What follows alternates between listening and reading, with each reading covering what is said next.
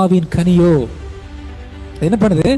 அது தன்மைய உடையதா இருக்குது, அன்பை உடையதா இருக்குது, சந்தோஷத்தை உடையதா இருக்குது, சமாதானத்தை உடையதா இருக்குது, இச்சை அடக்கத்தை உடையதா இருக்குது, நற்குணத்தை உடையதா இருக்குது, இரக்கத்தை உடையதா இருக்கிறது, தயவை உடையதா இருக்குது. அல்லேலூயா. அந்த கனியை தீர்மானிப்பது என்னது? விதை. அல்லேலூயா. அந்த விதை தான் எனது தேவனுடைய வசனம். அந்த வசனம் தான் என்ன பண்ணுது? உங்களை கனி கொடுக்க பண்ணும். புரியுதா உங்களுக்கு?